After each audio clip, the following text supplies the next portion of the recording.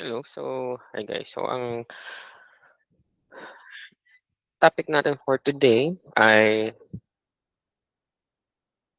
about sa Doppler system, okay, or Doppler radar.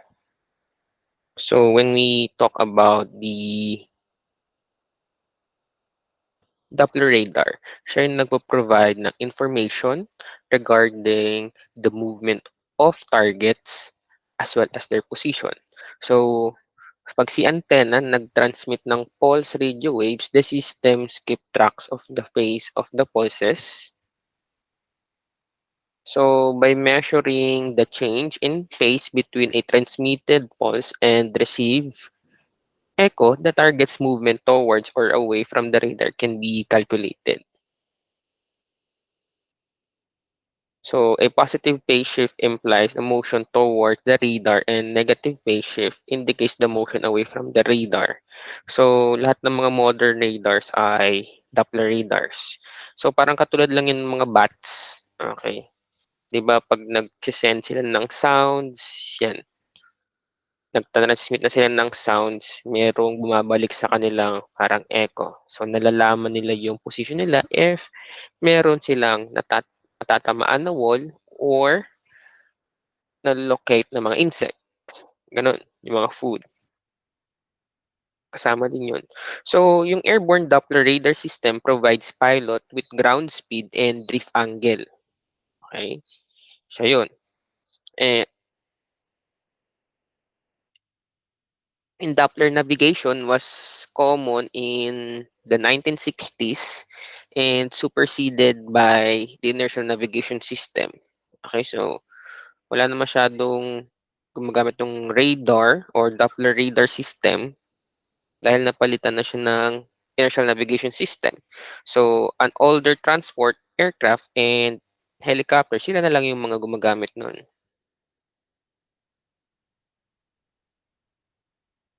So, a little bit of history. So, in 1842, the Austrian scientist Christian Doppler noted the changing uh, pitch of the sound uh, generated by moving vehicle as they approach and then passes beyond a stationary point. So, makikita niyo dito yung Doppler effect.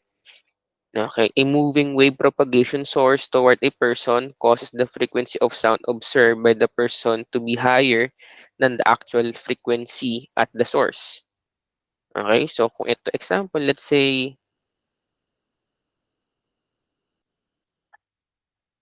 s ito yung aircraft, ayan. So makikita nyo dito, ito yung isang stationary observer nandito. So papalapit yung aircraft dun, so mas higher frequency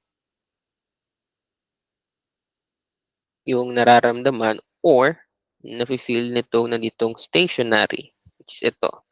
So, dito din, kung ikaw ay isang aircraft, nalalaman mo na ikaw ay papunta sa may right. Ay, ganun lang yung nangyari. So, this phenomenon is called Doppler shift. Other names, pwedeng Doppler effect or Doppler frequency. Yan. Kung titignan nyo din dito sa image na to, yung Doppler effect, so same lang din. Yung stationary observer, ayan. Yung moving sound vehicle, 'di ba 'pag narinig niyo 'pag merong dumadaan na mabilis na kotse, malakas yung sounds and then papahina, okey.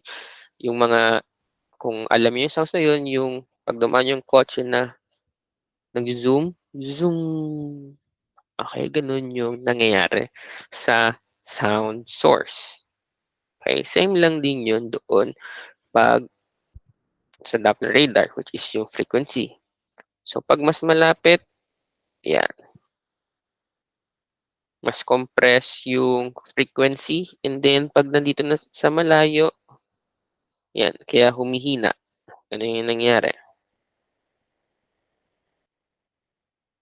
So when applying the Doppler principles to an aircraft in flight with no relative motion between the radiating source and the receiver, a Doppler shift still occurs if transmitted energy returns to the receiver from the Earth. Okay? Kasi in this case, yung surface ng Earth siya yung nag-act as reflector. So, hindi na kailangan Doppler radar system ng antenna sa ground dahil sa Doppler radar system nandito na yung transceiver and receiver. So, once na nag-transmit ng signal si system, babalik din sa kanya agad.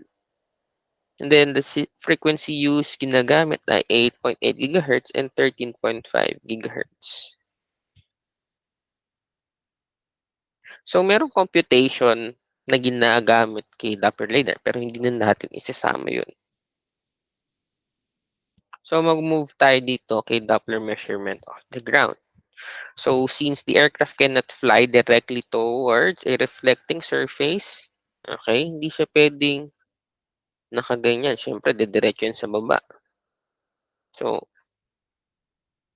siyempre, pag lumilipad yung eroplano, kailangan diretso lang naman.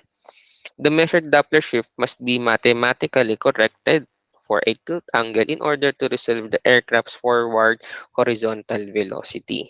Okay? So, calculated siya na may tama siyang angle. So, the figure na nakikita nyo ngayon is an aircraft transmitting a narrow beam towards the ground at a certain angle na tinatawag na depression angle. So, the system receives the beam at different frequency than transmitted. Siyempre, nag-bounce back na siya. Na iba na yung marireceive niya, which is, yun nga yung nakakalculate dito. Pero, hindi naman natin sasama yung calculation. Pero yun nga, siyempre, nadadagdagan siya once na nag-bounce off or nag-reflect siya from the ground. And then, yung yung beam na yun na nara-radiate niya papunta sa Earth, meron siyang mga pitch error. Okay, meron siyang mga certain disadvantages at isa na yon yung pitch error. Okay? So sa pitch error, sinasabi is changing the aircraft pitch changes the angle.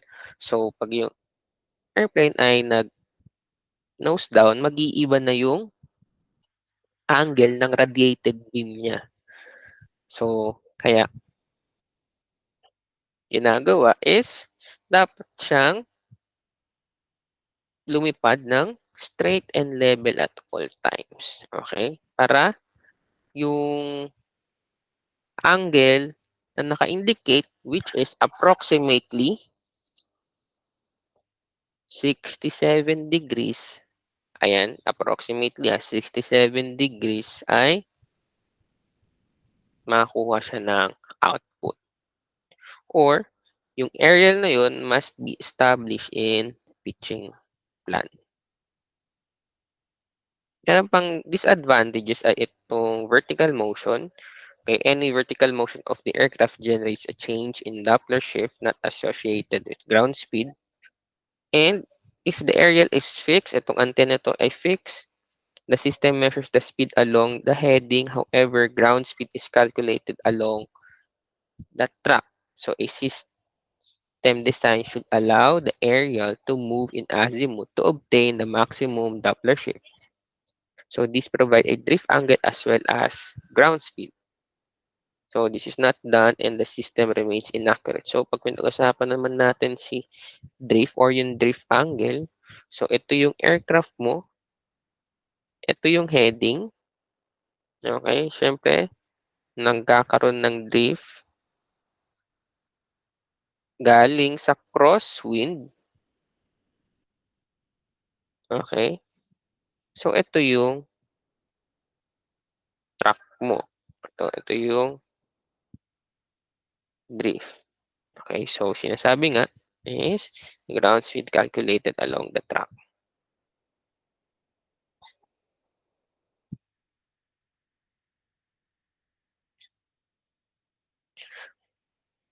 So, a common way of solving the problem to transmit a second beam backward, okay?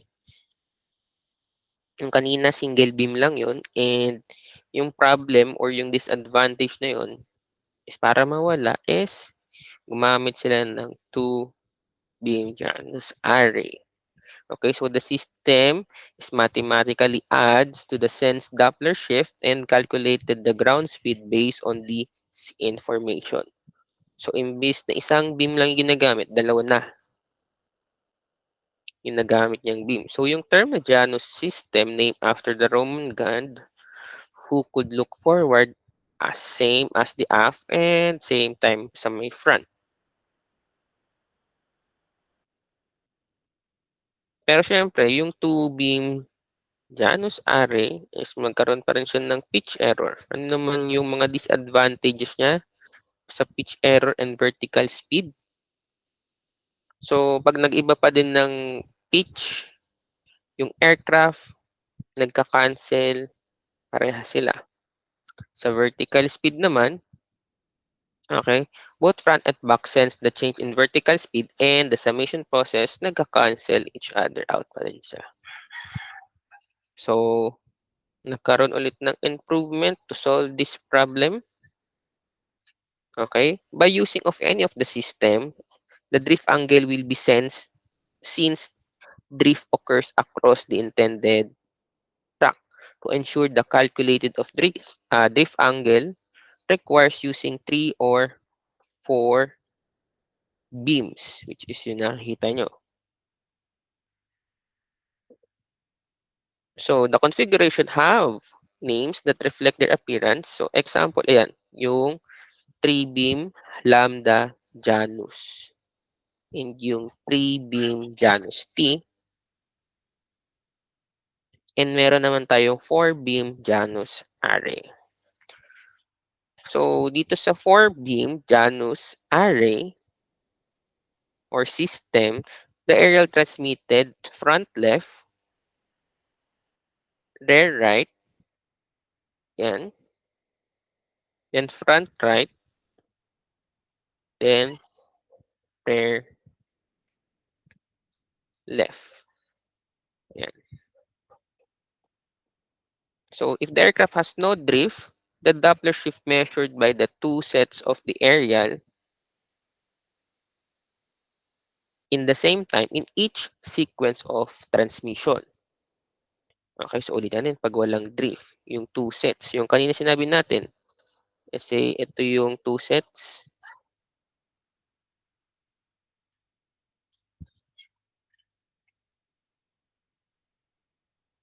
Yan. Okay, nakita nyo 1, 1, 2, 2. So pag walang drift, okay, yan yung set na nagtatransmit. So yan dalawa. So if there is sideways drift, one set of the aerial receives a larger Doppler shift than the other set. So the system electronically calculates the difference as an error signal that rotates the aerial to ensure that two signals received are the same time. Okay? So yun. Ganun gumalaw si Doppler radar. Okay? Per set siya para kahit paano nagkaroon siya ng drift. Itong dalawa yung magme-measure. The other side, ito.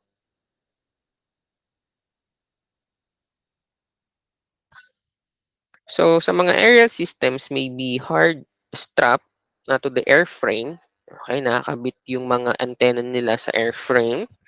If so, cause some small errors in measured ground speed during the prolonged climbs. So, pinaka-alternatively is yung mga Doppler aerial nila ay naka-gyro. So, alam naman natin yung gyro is naka-stabilize. Okay?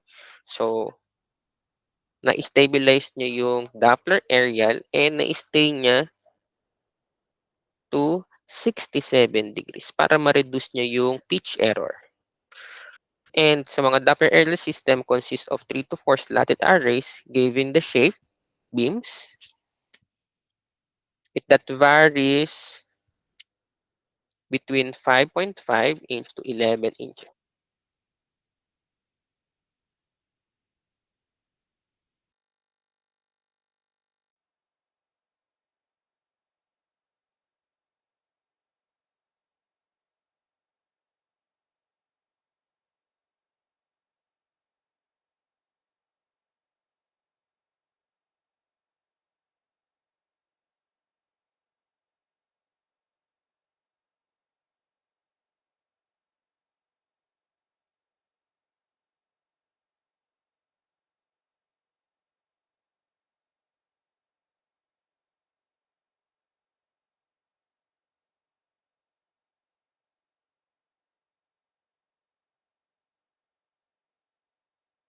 So, merong signal characteristics itong si Doppler radar system. So, the sensitivity and thereby accuracy of the Doppler radar increases frequency. However, the higher the frequency, the more rain reflection, scattering effect, and absorption affect the signal. Okay? So, ulitin lang natin. Diba, pag higher frequency, mas sunod-sunod, okay? Or mas dikit-dikit yung wavelength, kaya mas mataas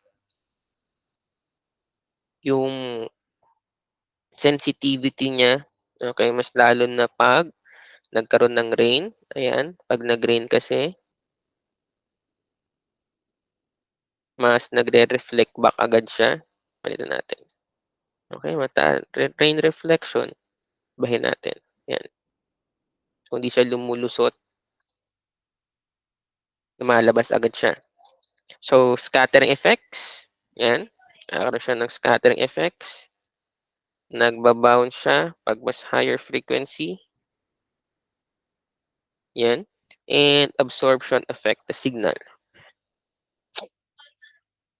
So, dito sa signal characteristics, ulitin natin, okay, merong 2 frequency na ginagamit, 8.8 gigahertz and 13.5 gigahertz. And 'pag naggagawa ka na or 'pag nagse-select ka ng actual frequency na gagamitin mo kay Doppler radar, so kailangan mong tignan yung operational height,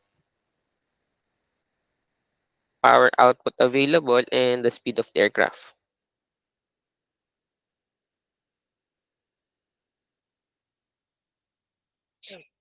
So, sa output and presentation, the Doppler equipment measure the drift and the ground speed. Okay, so mini-measure niya ulit yung drift and ground speed 'pag combine yung heading input. So, dapat meron kang input na heading. So, 'pag mali yung heading input mo, magkakaroon ka ng error sa track and ground speed. So, this can feed into a specific display or more commonly be integrated into navigation computer which can add the measure values to start a position to produce output such as position, distance to go, a bearing, and distance to a waypoint, and current wavelength velocity. So, sa Doppler, continuously updates the values of the aircraft, drift, and ground speed. So, sa mga early system, the aircraft's departure point was loaded into the navigation computer. Okay, so yung departure point, kung saan ka magti-take off, nilalagay doon sa system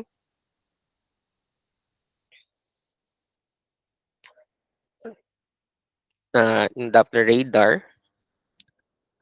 So the values of the drift and ground speed together with the input track heading were also fed into the computer which converted them into aircraft position. Kaya nalaman mo yung aircraft position mo. Yung aircraft position na yun, displayed as a latitude and longitude or pwede din as distance.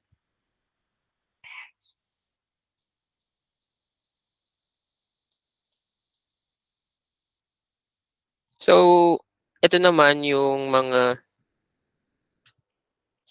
parts na makikita mo doon sa commonly makikita mo doon sa may system, which is nandun yung display switch, latitude, longitude, slew switches, light bars ng north, south, east, west, track error indicator, warning bars, power supply test bars, numeric displays, function switch. Ayan, may land, may sea standby, dimmer switch and waypoint selection. So, dito tayo sa display switch, nandiyan yung bearing distance, ground speed and drift, position, yung fix, alam ko same lang din sa position yun, yung heading and may lamp test. Other than that, katulad ng slew switches, so dun sa slew switches allows the pilot to set a drift and ground speed if the equipment is operating in memory mode. So sa LANC, kaya siya may selection kasi sine or mag-iba yung calculation niya 'pag lumilipad siya sa land and sea, okey? Kaya dun pumapasok yung accuracy and limitations no Doppler radar. So, dahil meron ditong sea bias, dahil 'pag lumilipad daw yung aircraft sa sea, the leading edge of the forward beam and traveling edge of the rear beam are lost due to the increase of reflection away from the aircraft. So, this caused the measured values of ground speed to be lower than the true airspeed. Kaya kung titignan nyo dito, ayan, sa land spectrum, okay, mas iba yung calculation 'pag nagla-land ka over the sea.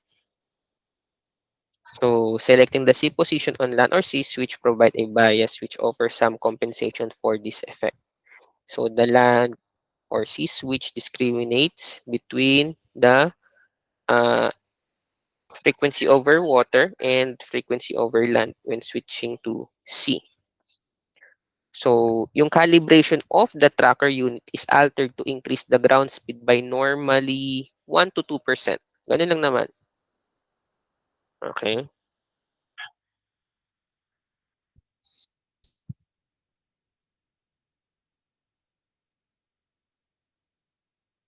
And then, pag lumilipad ka naman din sa mga, let's say, sa sea, if the sea becomes too smooth, nearby all the energy scatters away from the airplane and no measurements are possible.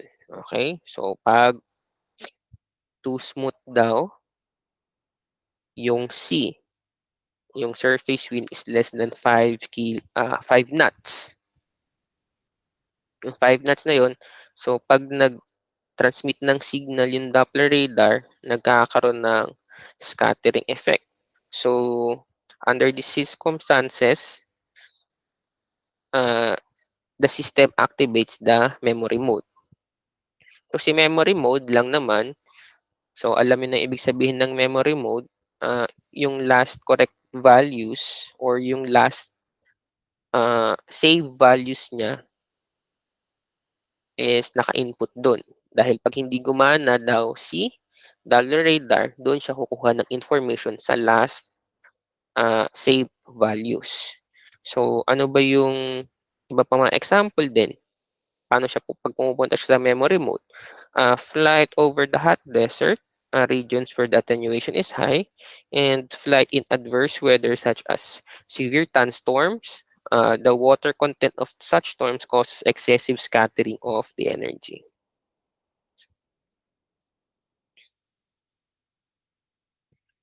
Nagkakaroon din ng limitations for pitch roll. So, si Doppler radar as a whole na 'to, as a whole. So, errors due to pitch or roll accounts are canceled by Janus array. So, when both pitch roll occur simultaneously, an error likely to occur. So, respectively 20 degrees and 30 degrees. Okay?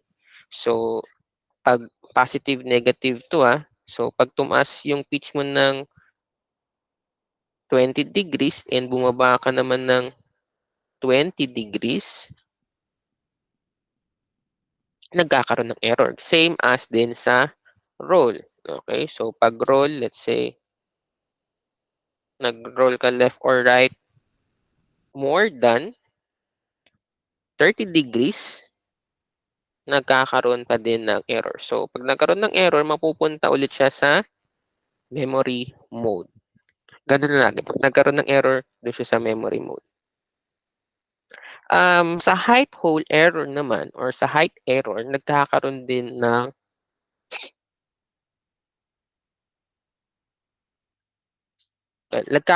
siya ng error due to height.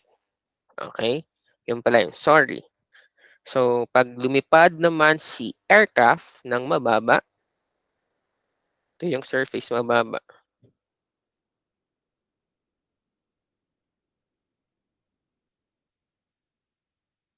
So, 'pag lumipad siya ng mababa, The transmitted signal reflected back to the aircraft before the receiver is functioned again.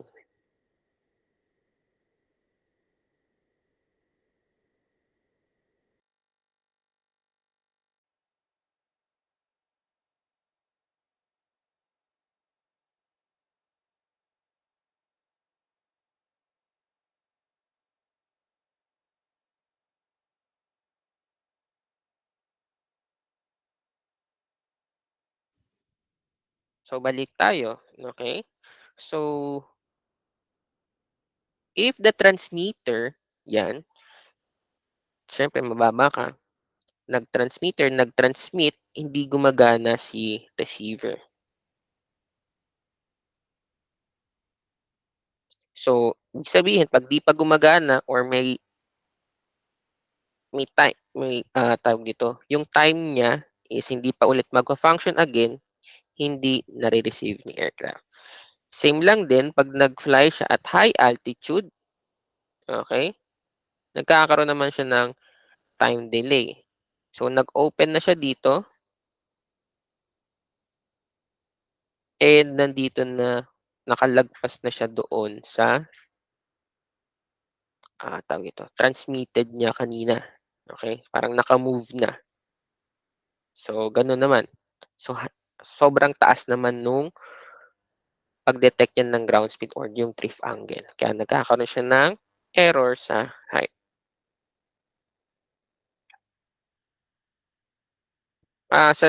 Sa Doppler naman din, nagkakaroon din siya ng error to the sea movements.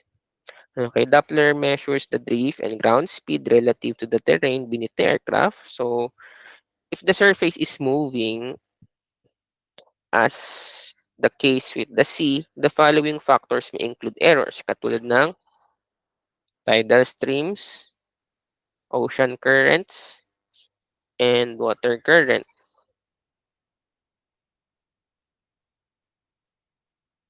So, dito naman, summary na lang natin tong computational errors and heading error. Pag nagkamali ka ng heading input, okay, magkakaroon siya ng error. Okay? Ayan, dahil nakalagay nga dito is the system relies on the accuracy of the heading input. So, pag mali yung heading input mo, magkakaroon ka na ng cumulative errors.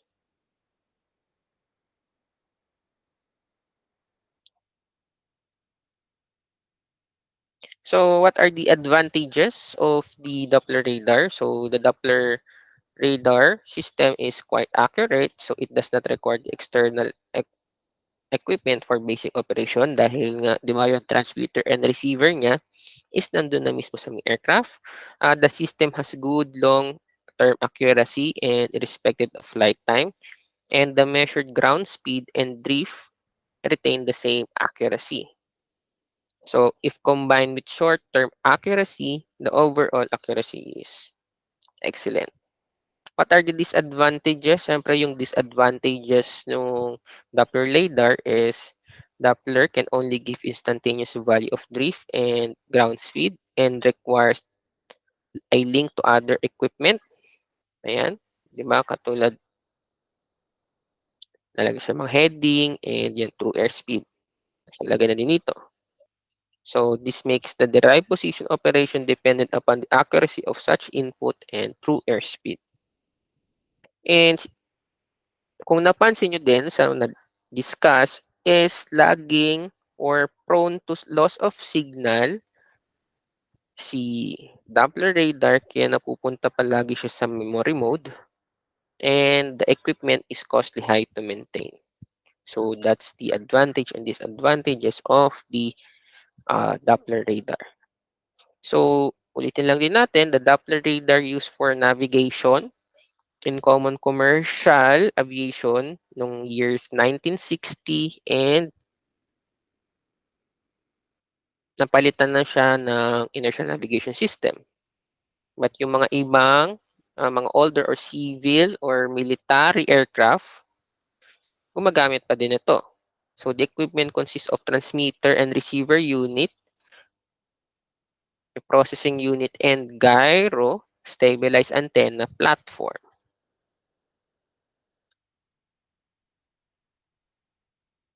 So the ground speed was determined from the Doppler shift, okay, between the forward and the aft facing beams. Okay, 'di ba magkabila, harap at likod.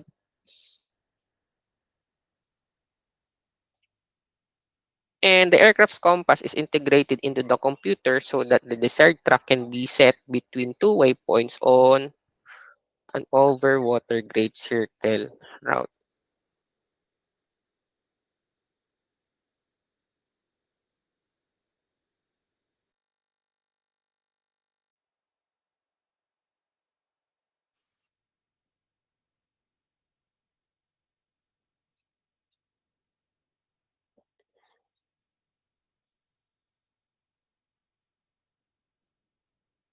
So if you have questions about the Doppler radar system,